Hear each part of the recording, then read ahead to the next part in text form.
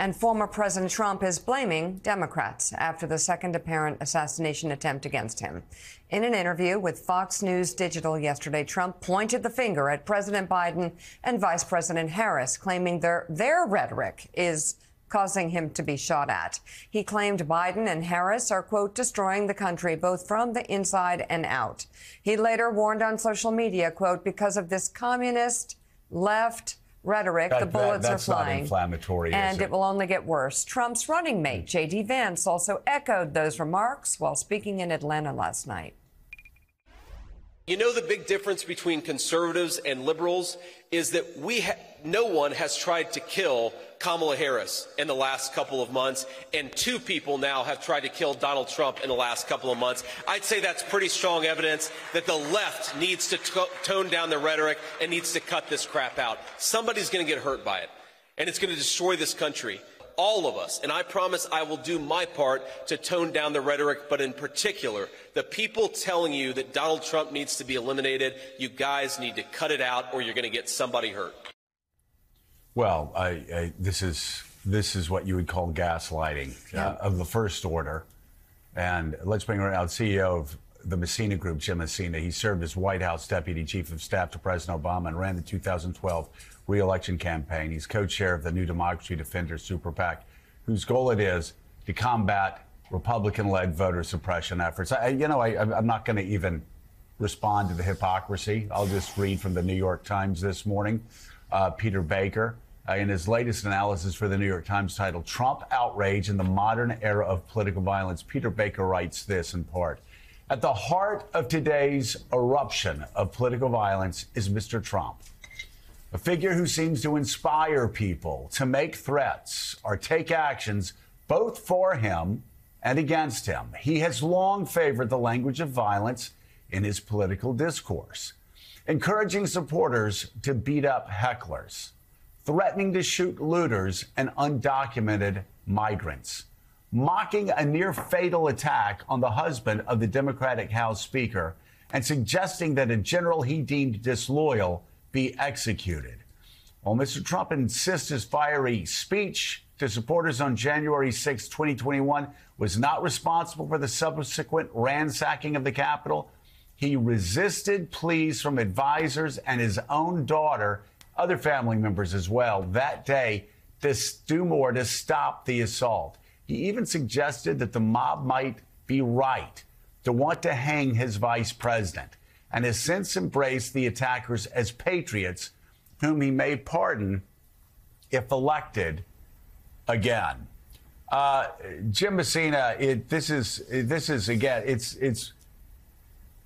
it's barely even worth responding to, and I can say that on a personal level,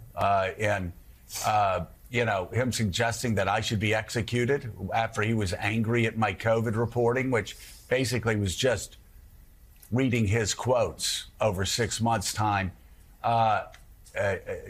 agreeing that Liz Cheney should be set before a military tribunal because she endorsed Kamala Harris, suggesting that violence should be done to others, and his supporters suggesting that the hosts of the ABC debate should be imprisoned and he for welcomes treason. to Mar-a-Lago people who have racist beliefs and, among other things, who are not democratic in their values. Yeah, but we're talking about violence here. And again, the real introduction to violent rhetoric in America in presidential campaigns has been unprecedented since Donald Trump first came onto the scene in 2016.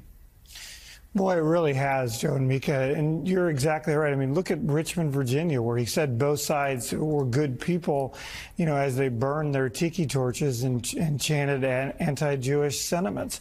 J.D. Vance is just the latest symptom of what Trump started. I mean, he admitted that the Springfield pet thing was made up by him and others to highlight an issue. And now they're on their third day of not being able to go to school because of bomb threats and not having a government because of bomb threats in the city hall.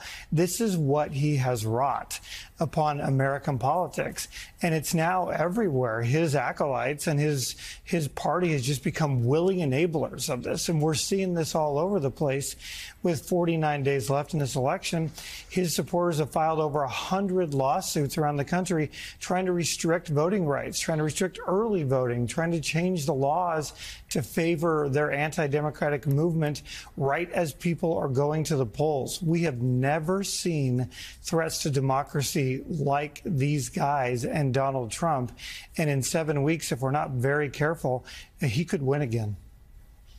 Jonathan Lemire, we can take, as Joe said, J.D. Vance's comments with a grain of salt. He has to say whatever the puppet master makes him say.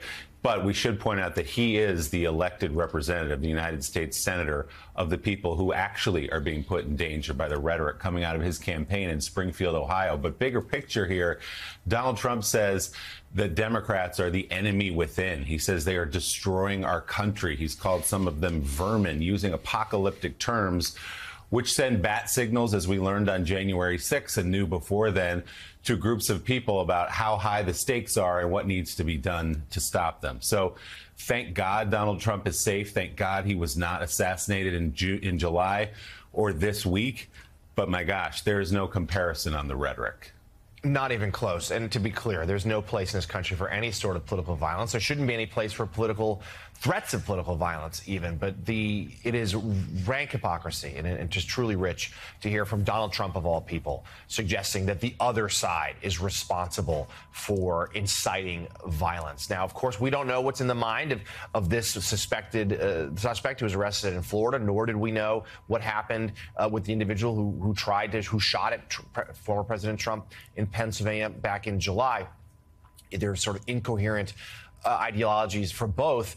But what is clear, and we know this, that Trump has inspired violence, as we're seeing here on January 6th. The attacker of Paul Pelosi, which, mind you, that Trump and his adult sons mocked repeatedly afterwards. Trump, even in recent weeks, has used the attack on Paul Pelosi as a laugh line in his rallies. He has dehumanized people, immigrants, yes, also Democratic elected officials with his words. He has called them treasonous and suggested they be executed. No one in our modern American politics has embraced the concept of political violence or attacking others like Donald Trump. And though there are some in his camp who feel like what things have gone too far in Springfield, Ohio, they see the reports of schools being evacuated, bomb threats to City Hall, bomb threats to the hospital there.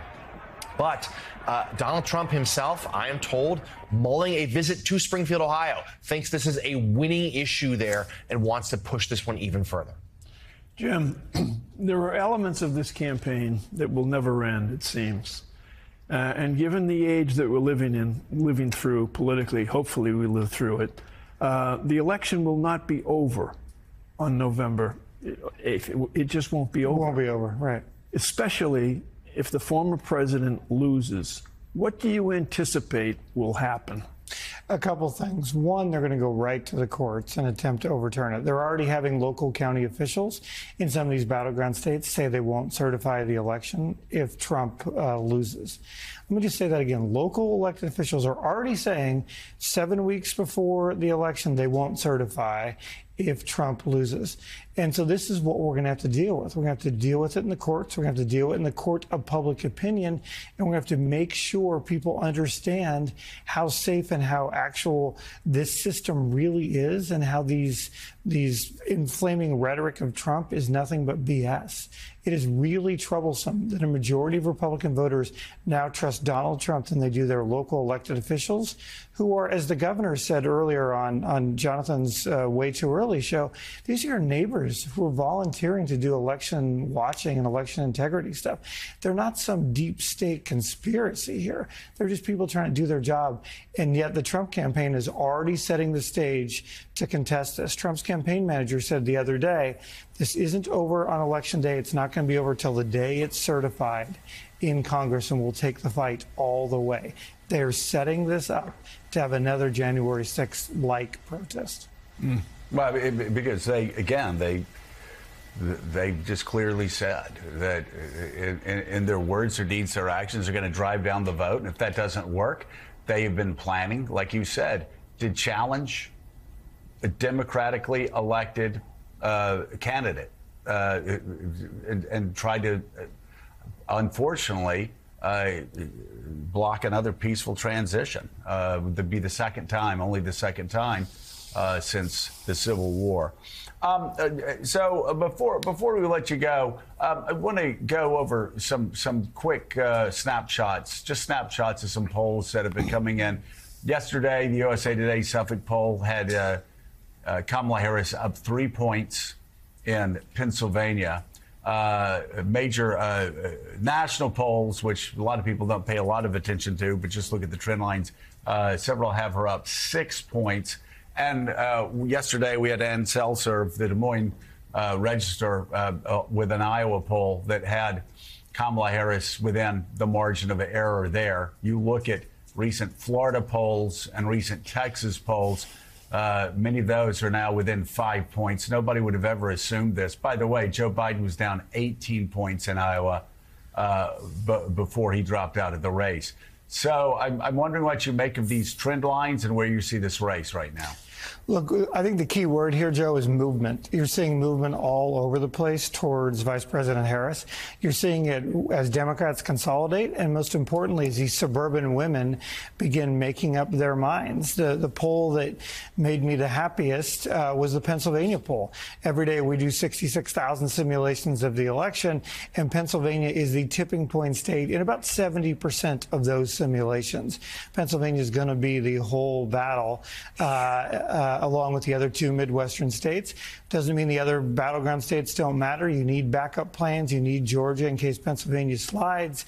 You can combine Arizona with Nevada, et cetera. But what you're seeing in the national polls is movement towards Harris, and yet still a very close race in the battleground states within the margin of error of every single battleground state. Of the 7, all of them are within the margin of error 7 weeks before the election.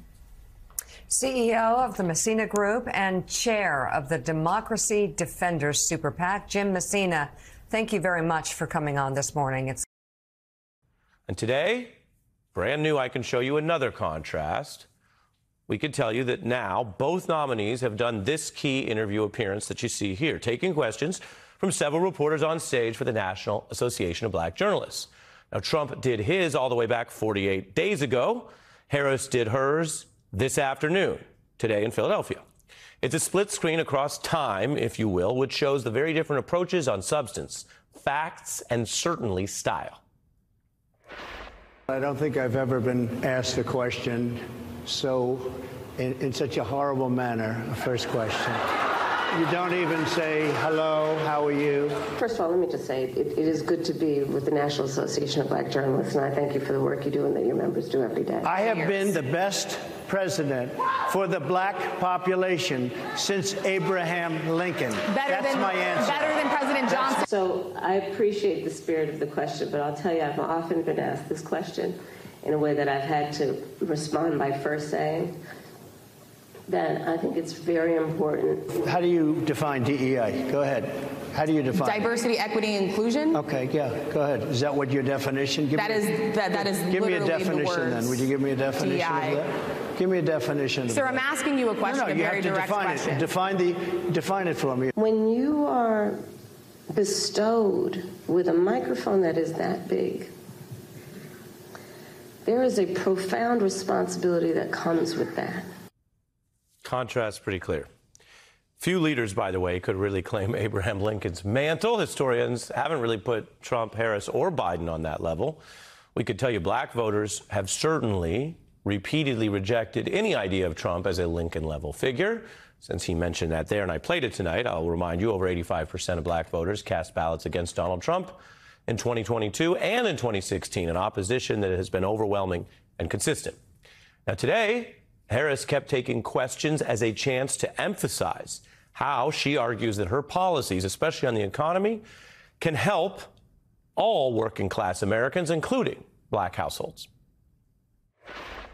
An opportunity economy what we can do to grow a $25,000 down payment assistance so they can just get their foot in the door. My plan is that no family, no working family should pay more than 7% of their income in child care. Understand what the public trust means. We need to speak truth about it in a way that is about deriving solutions. So that's Kamala Harris out today doing an interview there with journalists and making her pitch.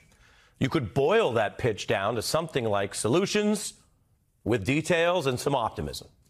While lately Trump's pitch has boiled down to attacks, grievance politics, and what you see memorialized on your screen for so many voters who watch the debate, his pitch could also be boiled down to concepts of a plan, as he memorably conceded that he didn't have an actual plan, only concepts of one when it came to developing health care policy for Americans, something a former president might have figured out by now. The concepts part speaks for itself, a kind of a dog ate my homework vibe, which, by the way, continues to spawn mockery days and now a week after the debate, some likening it to the great HBO Succession character Cousin Greg, concepts of a plan, or George Costanza, who is known as an unemployed guy who always has concepts of a plan but never a full plan. Now, Trump's attacks are well known, and they may be wearing thin. What once drew outrage or sustained media cycles of reaction are now often largely dismissed or mocked, as I just showed you. And I mention that because in this new interview today, Harris did issue the usual condemnations of certain Trump lowlights. And as you know, when you watch an interview, someone asks something, you are expected to address it in some way. But I want to point out, she also found ways to move past it. Notice how she hits this very different tone than some of Trump's past foes, say in Congress, who seem to approach a 10 every time they're asked about Trump's latest outrage or even possibly illegal demand or plan. If the Trump reruns have their own sort of diminishing flavor, what I'm about to show you here is how Harris, a new character who saw the old seasons along with the rest of us, seems to be bridging to something else, asking Americans to go beyond the reruns and the predictable cycle. Yes, she can channel the exhaustion of that history that we have lived together, and she's a participant as the vice president, but also she is clearly using this appearance today to encourage people to see through it and turn that page. I think most people in our country, regardless of their race, are starting to see through this nonsense and to say, you know what, let's turn the page on this. This is exhausting and it's harmful and it's hateful and grounded in some age-old stuff that we should not have the tolerance for. So let's turn the page and chart a new way forward. There are different ways to reject a problem. One is to react to it, to fixate on it, to even say it's so important we have to obsess over it. And there is a time and a place for that. There's not one solution here. I'm not trying to oversimplify, but there's also a balance. So yes, experts say Trump, a convicted felon, should not just be normalized and everyone just move along without dealing with it. But on the other hand, that is a challenge for all of society, not just public officials or his opponents, who in a democracy also have to spend time and energy advancing their own ideas, their plans, and their own style, not just living in this echo chamber of outrage for him. So maybe some of the early reactions to Trump were overwrought. Maybe they enabled him at times to get too much attention and energy and emotion. As one lyricist described how time can add perspective, things I once cried about are now laughable. Well, Harris can certainly laugh. Today, she even parried these efforts to try to corner or diminish her own joyous personality traits. Again, in response to this Q&A, she discussed how joy can, of course, coexist with serious pursuits.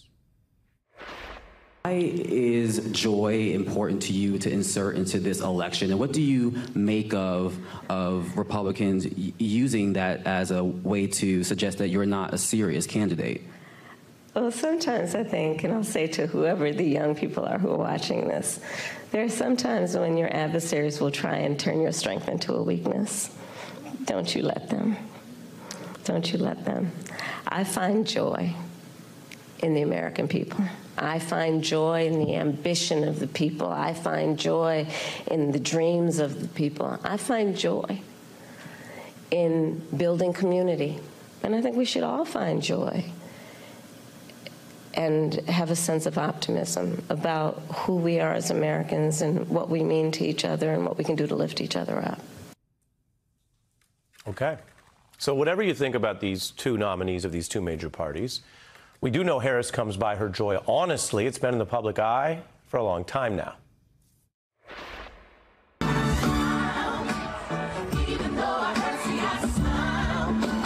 That's a fine shop. Right? Okay, Senator Harris, I say this with respect. You're kind of a show-off.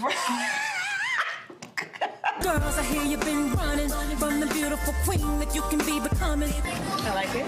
Yes. I like this is the song of the summer, okay? So you need to tell the DJ to have that going.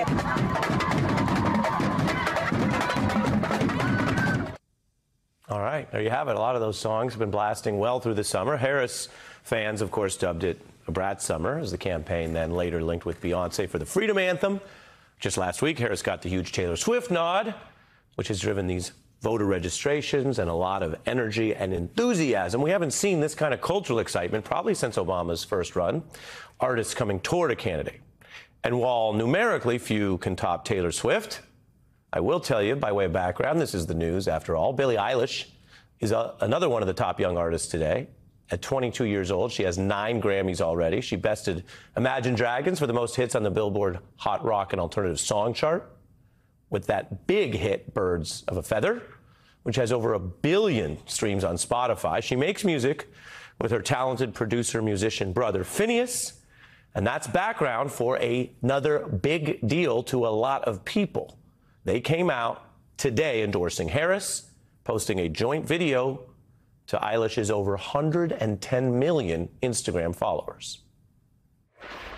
Today is National Voter Registration Day. We are voting for Kamala Harris and Tim Walz because they are fighting to protect our reproductive freedom, our planet, and our democracy.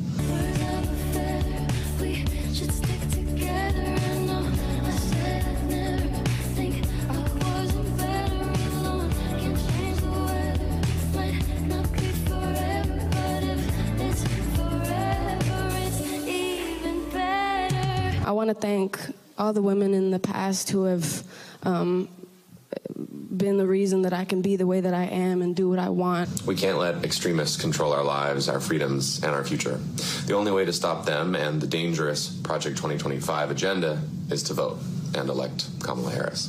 Vote like your life depends on it, because it does. Vote like your life depends on it. Sent out, in her own words, with her brother there, to over 110 million followers. Billie Eilish is advocating a future with Kamala Harris in charge. As the singer once said, "You should see me in a crown. I'm gonna run this town." And if Harris makes Trump a 2-time election loser, then the hook would also apply. Watch me make them bow, one by one, by one. You should see me in a crown. Your silence is my favorite sound. Bars. Now, these are heady times for the Harris campaign. Winning endorsements that the last Democratic nominee, the current president, I'm talking about Joe Biden, endorsements in the culture that he did not have. And there's enthusiasm here that is hard to organize on the fly and pretty impossible to purchase. And we have studied campaigns and this cycle before. The evidence shows this kind of momentum does help. That's why campaigns would rather have it than not. But none of this votes by itself. And note one other thing.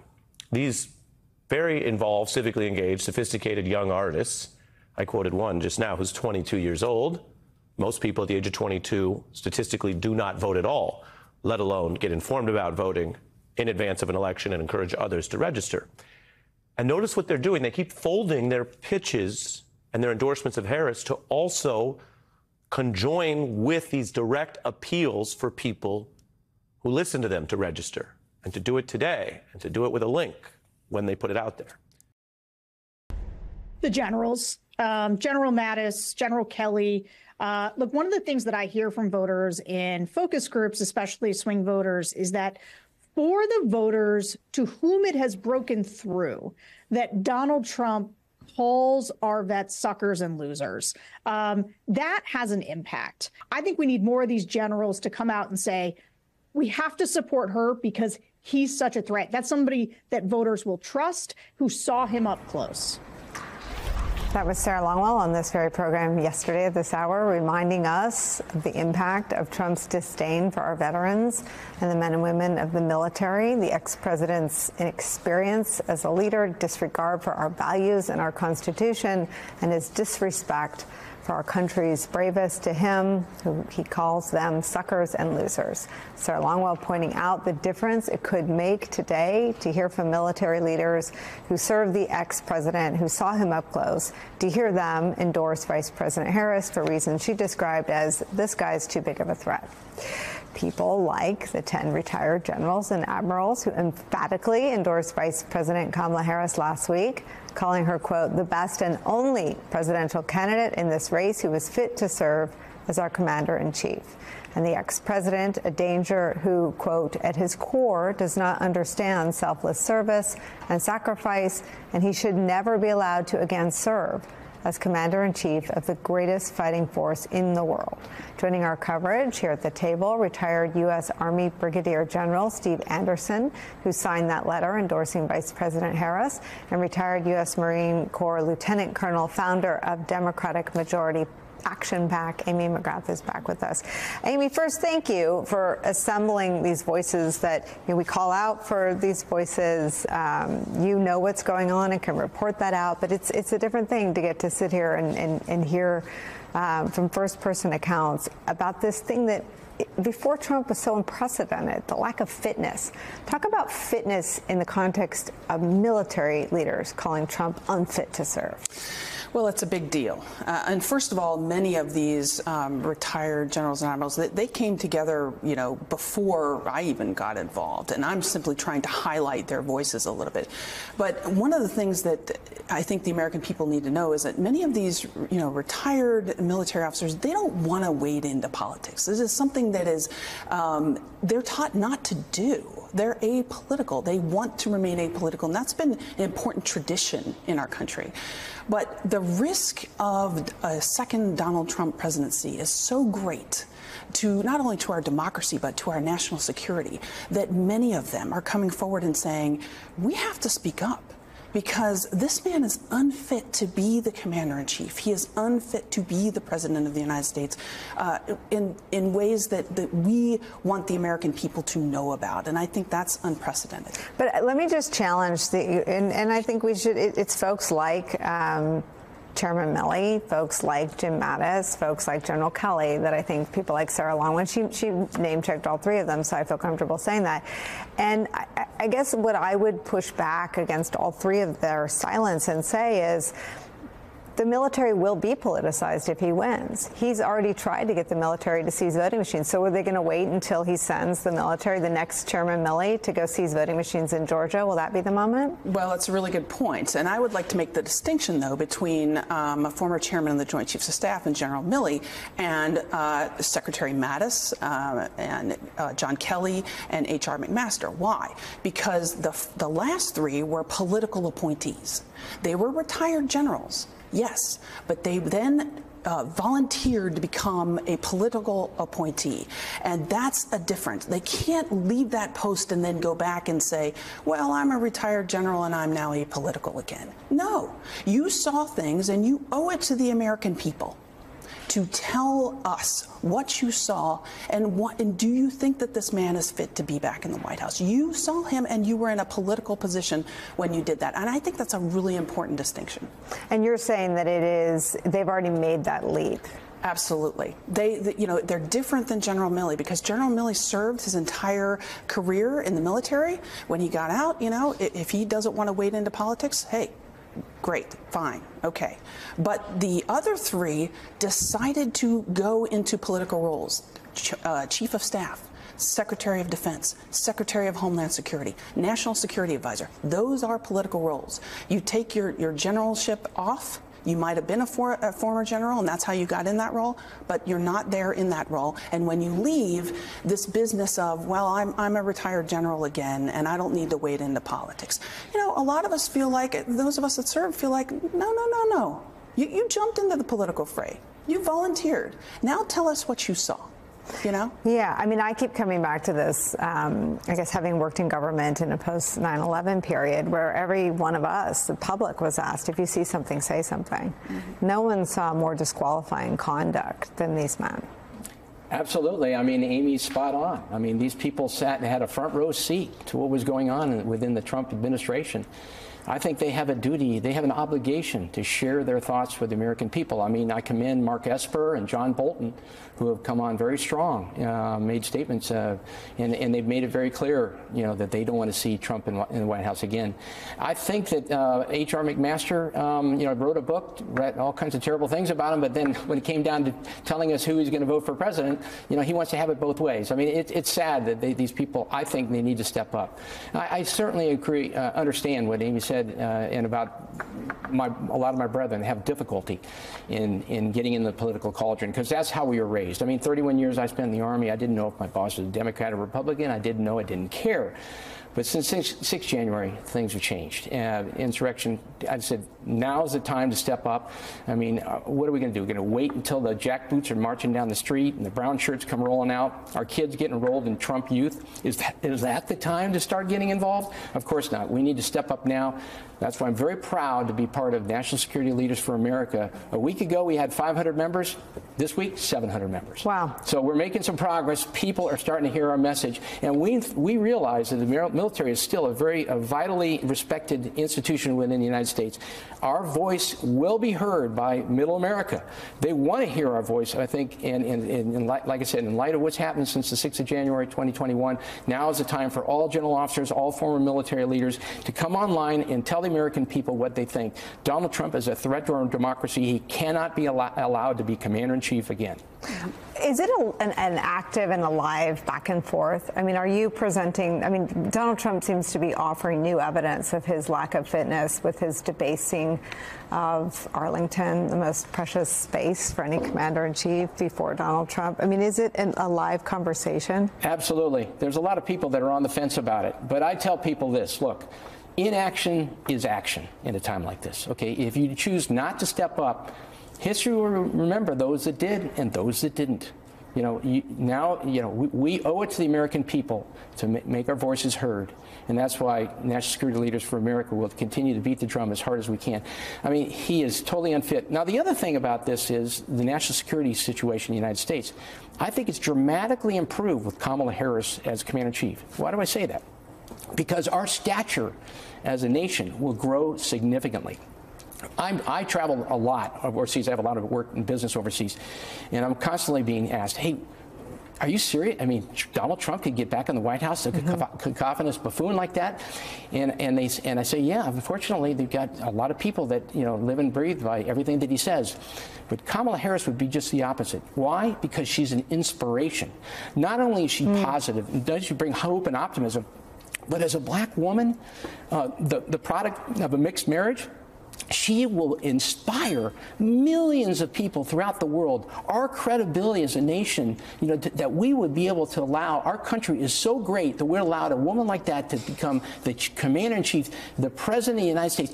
That is going to send a powerful message all over the world. People like Vladimir Putin are going to say, hey, wait a minute. These guys, you know, they truly have a democratic country. They truly are representative. They truly are fighting for all their people. And Kamala Harris is a manifestation of that.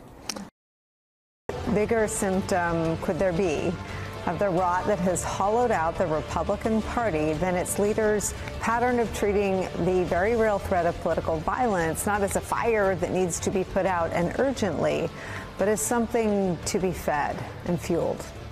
Apparently not satisfied with having disrupted life for thousands of his own constituents living and working in Springfield, Ohio, with his lies about Haitian immigrants eating family pets, Lies that have now spurred dozens of bomb threats against elementary schools, middle schools, hospitals, municipal buildings.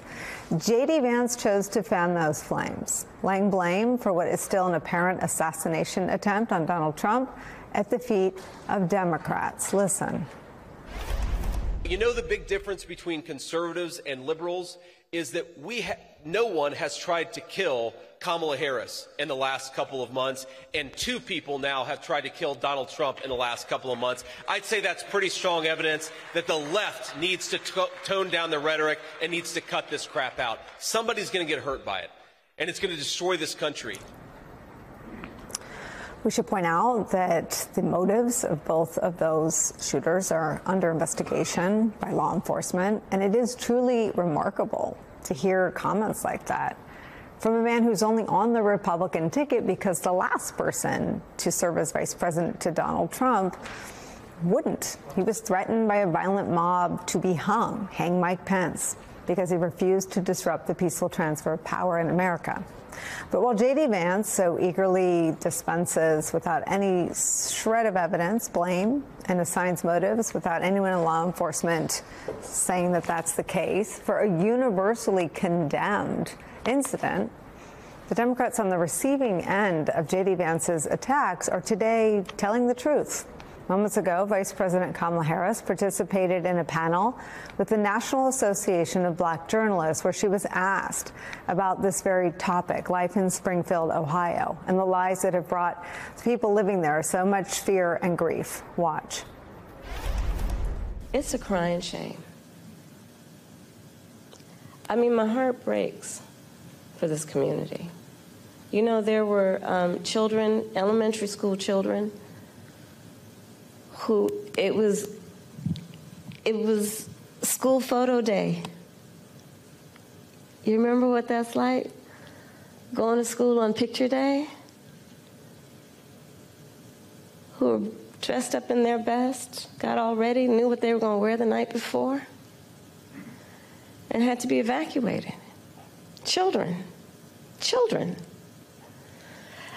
A whole community put in fear. And I'll say a couple things about it. One, you know, I learned a long time ago in my career, having a background as a prosecutor, when you have these positions, when you have that kind of microphone in front of you, you really ought to understand at a very deep level how much your words have meaning. The American people deserve, and I do believe want better than this. I do believe that. I know the vast majority of us as Americans know we have so much more in common than what separates us. I know that. I know that regardless of someone's background, their race, their gender, their geographic location, I know that people are deeply troubled by what is happening to that community in Springfield, Ohio. And it's got to stop. And we've got to say that you cannot be entrusted with standing behind the seal of the President of the United States of America, engaging in that hateful rhetoric that, as usual, is designed to divide us as a country, is designed to have people pointing fingers at each other. It's designed to do that. And I think most people in our country, regardless of their race, are starting to see through this nonsense and to say, you know what, let's turn the page on this. This is exhausting, and it's harmful, and it's hateful, and grounded in some age-old stuff that we should not have the tolerance for. So let's turn the page and chart a new way forward and say, you can't have that microphone again. Let me show you a little bit more news that Vice President Kamala Harris made. She talked about her call with Donald Trump. Yeah. Sure. I checked on him to see if he was okay. Yeah. And I told him what I have said publicly. There's no place for political violence in our country. I am in this election and in this race for many reasons, including to fight for our democracy. And in a democracy, there is no place for political violence. We can and should have healthy debates and discussion and disagreements, but not resort to violence to resolve those issues. On January 6th, your vehicle was allowed to kind of pass a viable pipe bomb. We've seen... No, I was in the building. You were in the building. And we've seen what's happening with former President Trump. Do you have full confidence in the Secret Service to protect all of you? I do. You feel safe for you and your family? I do. But, I mean, you can go back to Ohio. Not everybody has Secret Service. And there are far too many people in our country right now who are not feeling safe. I mean, I look at Project 2025, and I look at, you know, like the Don't Say Gay laws coming out of Florida. Members of the LGBTQ community don't feel safe right now. Immigrants or people with an immigrant background don't feel safe right now. Women don't feel safe right now. And so, yes, I feel safe. I have Secret Service protection. But that doesn't change my perspective on the importance of fighting for the safety of everybody in our country, and doing everything we can to, again, lift people up and not beat people down so they feel alone and are made to feel small and made to feel like they're somehow not a part of it or us. So we start today with some of our favorite reporters and friends. Democratic strategist and president of Brilliant Corners Research, Cornell Belcher's back with us, plus former RNC spokesman, host of the Bulwark podcast, Tim Miller's back. Former FBI counterintelligence agent Pete Strzok is back. I want to start with you, Tim Miller, in what is an extraordinary paradigm shift in our politics. You and I am old, you're not old, but we are both old enough to know when the Republicans ran on security. And this is really important what she said here. Do you feel safe? Sure, I do, quote, but I mean, you can go back to Ohio. Not everybody has Secret Service. There are far too many people in our country who are not feeling safe. Look at Project 2025. Look at the Don't Say Gay laws coming out of Florida. Members of the LGBTQ community don't feel safe. Immigrants, people with an immigrant background, they don't feel safe right now. Women, they don't feel safe right now. So yes, I feel safe. I have Secret Service protection, but that doesn't change my perspective on the importance of fighting for the safety of everybody in our country. The Harris campaign and Vice President Harris herself is the only candidate running on security in this election 50 days from now. And I think you look at what Trump and Vance are doing to the people living in Ohio. You look what they do by targeting all those people she listed there. And it feels like in the final 50 days, this issue of safety and security couldn't be in sharper relief in front of the voters. Yeah, that contrast was so strong. I was glad you played that clip. I watched the whole interview there with the three National Association of Black Journalists. I thought that was her best answer because it goes right back to what she's trying to make the core contrast of this campaign, which is that she cares about people's lives, regular people, Americans' lives, and the other ticket only cares about themselves. And you can just see that contrast in these answers, right? She is asked by Eugene Daniels there directly if she feels safe. And it's like, yeah, I feel safe. I got Secret Service. It's the people in Springfield who had to evacuate their school because of bomb threats who don't feel safe. They don't have the money for Secret Service, right? Like, that's who I'm worried about. And that strong and true answer contrasts with that first clip you played of J.D. Vance at the beginning and these other guys. They just whine. Like, the whole thing is about, how the media is so unfair to them and how poorly they've been treated and how everything's rigged against them and oh, woe is me.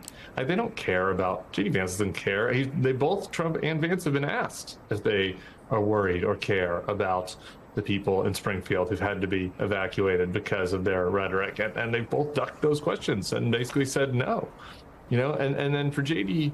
Vance to go out there, and it's almost sociopathic, like what he was saying in that first clip, right? This whole notion that it's like only people on the left are coming after Trump, they're coming after them, and that there's this big they out there, and that there's this huge problem on the left of people that are coming after them, like without taking any responsibility, without taking any leadership obligation. You can't imagine. There's just no precedent for this. Like the behavior of the Trump and Vance ticket. Obviously, nobody wants political violence. We're deeply concerned. It was a horrible situation yesterday on that golf course.